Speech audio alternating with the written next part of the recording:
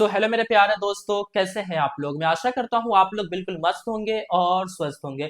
दोस्तों, आज के इस वीडियो में हम बात करेंगे मल्टी एसेट एलोकेशन फंड के बारे में।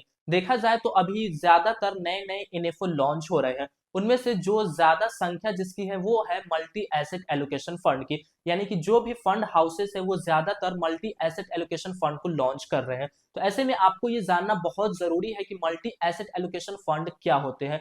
यहाँ पे जो भी हम अपने पैसे को इन्वेस्टमेंट करेंगे वो हमारा पैसा कहाँ कहाँ पे इन्वेस्टमेंट किया जाएगा, इसके अंदर में हमें कैसा परफॉर्मेंस देखने को मिलता है, सेबी की तरफ से हमें क्या क्या रूल्स देखने को मिलता है। तो आज के इस वीडियो में आपको सभी जानकारी दूंगा मल्टी एसेट एलोकेशन फंड के बारे में। तो मैं आपको बताऊंगा भी और साथ साथ में आपको तीन ऐसे फंड्स बताऊंगा जो मल्टी एसेट एलोकेशन फंड के अंदर में सबसे अच्छी परफॉर्मेंस कर रहे हैं। तो आप बस इस वीडियो को शुरू से लेकर लास्ट तक ध्यान से देखिएगा, आपको सारी चीज क्लियर हो जाएगी। अगर आप हमारे इस चैनल पे वारिस द फाइनेंस पे नए हैं तो आप हमारे इस चैनल को वारिस द फाइनेंस को सब्सक्राइब कीजिए फाइनेंस से जुड़ी सभी वीडियोस को देखने के लिए। चलिए बिना देर किए हुए आज के इस वीडियो को हम शुरू करते हैं। जैसा कि आप व्हाइट बोर्ड पे देख रहे होंगे, आज का हमारा जो टॉपिक है वो है मल्टी एसेट एलोकेशन फंड। अब इसी से मिलता जुलता आपको एक और फंड देखने को मिलता है, थोड़ा मैं इधर साइड में आपको समझाता हूँ। उस फंड का नाम हमें देखने को मिलता है मल्टी कैप फंड। अब ये कैप वाला फंड है, ठीक है। कैप का मतलब होता है कैपिटलाइजेशन। अब देखिए इसके अंदर में जो फंड आते हैं वो एक इक्विटी फंड होते हैं, और ये जो है मल्टी एसेट जिसके बारे में आज हम बात करेंगे वो एक हाइब्रिड कैटेगरीज का है। तो इसके बारे में मैंने एक ऑलरेडी वीडियोस बना दिया हूं, आप जा करके हमारे चैनल पे देख सकते हैं मल्टी कैप फंड के बारे में। तो आज हम बात करेंगे मल्टी एसेट एलोकेशन फंड के बारे में। अब देखिए सबसे पहले हम ये बात करते हैं कि अगर कोई फंड हाउस अगर चाहता है कि मल्टी एसेट एलोकेशन को हम लॉन्च करें तो उसको किन किन जगहों पे अपने पैसे को इन्वेस्टमेंट करना पड़ेगा, सबसे पहले हम इस चीज को जानते हैं। तो देखिए उस चीज को हम बोलते हैं होल्डिंग्स। तो यहाँ पे हम लिखते हैं होल्डिंग्स। होल्डिंग्स कहने का मतलब ये हुआ कि आपके पैसे को किन किन जगहों पे इन्वेस्टमेंट किया जाएगा। सबसे पहले हम बात करेंगे कि सेबी के कुछ रूल होते हैं, उस रूल को आपको फॉलो करना पड़ता है। सेबी डायरेक्ट ये कहती है कि अगर आप एक मल्टी एसेट एलोकेशन फंड को लॉन्च कर रहे हैं तो आपको तीन एसेट्स के अंदर में अपने पैसे को इन्वेस्टमेंट करना पड़ेगा। तीन एसेट्स के अंदर में, यहाँ पे मैंने कैप की बात की है तो कैपिटलाइजेशन में थ्री कैप के अंदर में आपको इन्वेस्टमेंट करना पड़ेगा, जैसे large cap, mid cap, small cap.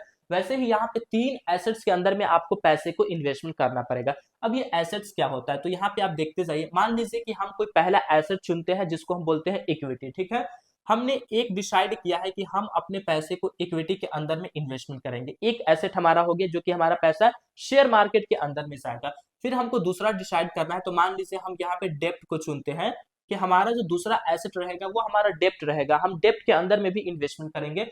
और तीसरा जो रहेगा जो कि फेमस है उसको हम बोलते हैं गोल्ड, ठीक है। तो गोल्ड यहाँ पे भी हम एग्जाम्पल ले लेते हैं कि तीसरा, चलो जी हम गोल्ड के अंदर में भी हम अपने पैसे को इन्वेस्टमेंट करेंगे। तो मिनिमम यहाँ पे तीन एसेट्स तो होने ही चाहिए, तीन से ज्यादा आप रख सकते हैं लेकिन तीन से कम नहीं। अब तीन एसेट्स के बाद भी आपको एक और क्राइटेरिया दिया जाता है कि आपको तीनों एसेट्स के अंदर में जो होल्डिंग्स रहेगी वो मिनिमम 10% रहनी चाहिए। कहने का मतलब ये है कि अगर आपने इक्विटी को चुना है तो इसके अंदर में आपको कम से कम 10% पैसे को इन्वेस्टमेंट करना ही पड़ेगा। डेप्ट आपने चुना है तो यहाँ पे भी आपको मिनिमम जो है वो 10% इन्वेस्टमेंट करना पड़ेगा। गोल्ड आपने चुना है तो यहाँ पे भी आपको जो है वो 10% अपने पैसे को इन्वेस्टमेंट करना पड़ेगा। ये जो है वो सेबी की तरफ से हमें क्राइटेरिया देखने को मिलता है। तीन एसेट्स आपके पोर्टफोलियो के अंदर में होने चाहिए और सभी में 10% की होल्डिंग जो है वो होनी चाहिए। इतना आप क्लियर करके चलिए, तभी आप एक मल्टी एसेट एलोकेशन फंड को लॉन्च कर पाएंगे।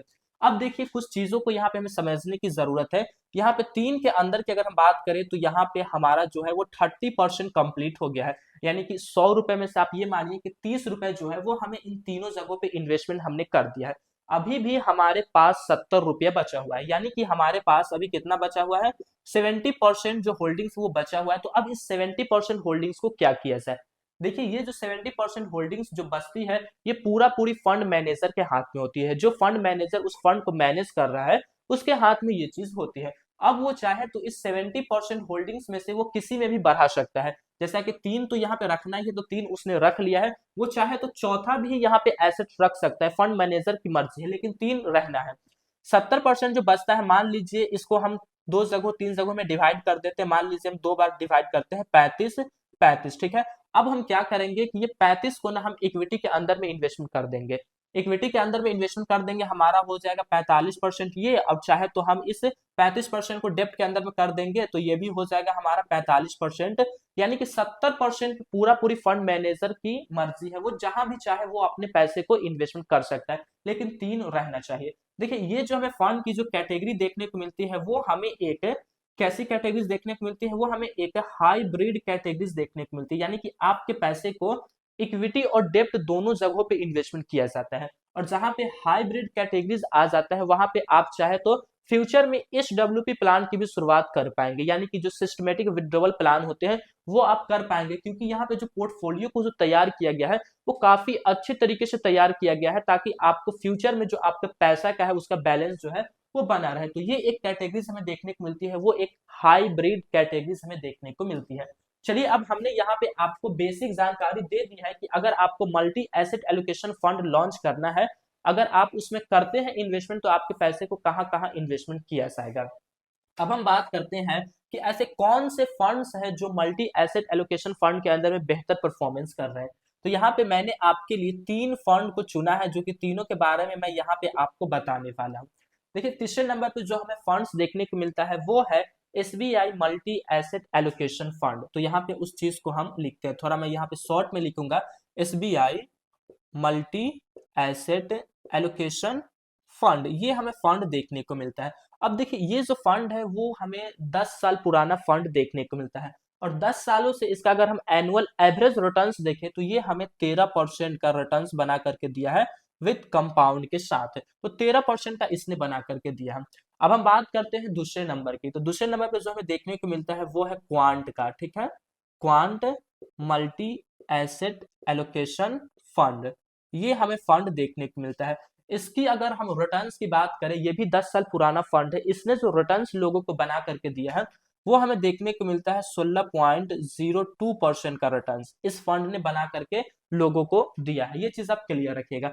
अब हम बात करते हैं नंबर 1 की, जो सबसे अच्छा परफॉर्मेंस कर रहा है मल्टी एसेट एलोकेशन फंड के अंदर में, वो हमें देखने को मिलता है आईसीआईसीआई प्रूडेंशियल, ठीक है, प्रूडेंशियल मल्टी एसेट फंड। यहाँ पे हमें एलोकेशन नहीं लिखा, वो फंड के साथ मिला है, केवल मल्टी एसेट देखने को मिला है। ये जो रिटर्न्स में बना करके दे रहा है वो हमें 17.03% का रिटर्न्स बना करके दे रहा है, जो कि ये ऑल ओवर रिटर्न्स है। और ये सभी जो फंड्स मैंने अभी आपको बताया है, ये सभी फंड्स जो है वो 10 साल पुराने फंड्स है। हमने बात किया था यहाँ पे अभी मल्टी कैप के बारे में। देखिए कैप का मतलब हमें देखने को मिलता है कैपिटलाइजेशन। अब यहाँ पे 3 जगहों पे आपके पैसे को इन्वेस्टमेंट करना पड़ता है, जैसे कि वो हो गया आपका, पहला हो गया लार्ज कैप, दूसरा हो गया मिड कैप। अब देखिए दोनों जगहों पे आप जाएंगे ना तो आपको काफी अच्छा परफॉर्मेंस मिलेगा। और तीसरा हमें देखने को मिलता है यहाँ पे स्मॉल कैप। यहाँ पे जो सेबी का रूल है वो 25-25% सभी जगहों पे रखा गया है कि कम से कम 25-25% जो है वो आपको इन्वेस्टमेंट करना है। टोटल 75% इक्विटी के अंदर में, यहाँ पे तीनों के अंदर में इन्वेस्टमेंट करना है। यहाँ पे 25% बचते हैं, तो इस 25% को आप किसी के अंदर में भी इन्वेस्टमेंट कर सकते हैं, इसके इसके या फिर किसी के अंदर में भी इन्वेस्टमेंट कर सकते हैं। तो ये देखिए ये हो गया मल्टी एसेट एलोकेशन फंड के बारे में बेसिक जानकारी कि अगर आप अपने पैसे को मल्टी एसेट एलोकेशन फंड के अंदर में इन्वेस्टमेंट करते हैं तो आपके पोर्टफोलियो को कुछ इस तरीके से वहां पे तैयार किया गया है, ऐसी ऐसी जगहों पे आपके पैसे को इन्वेस्टमेंट किया जाएगा। तो मैं आशा करता हूं कि आपको ये जानकारी काफी पसंद आई होगी। दोस्तों अगर ये जानकारी आपको पसंद आई है तो आप हमारे इस वीडियो को लाइक कीजिए और हमारे इस चैनल को वारिस का फाइनेंस को सब्सक्राइब कीजिए फाइनेंस से जुड़ी सभी वीडियोस को देखने के लिए। तो फिर मिलेंगे दोस्तों एक नए वीडियो में, तब तक के लिए जय हिंद जय भारत, अल्लाह पाक आपको सलामत रखे और आप हमारी वीडियोस को इसी तरीके से देखते रहें।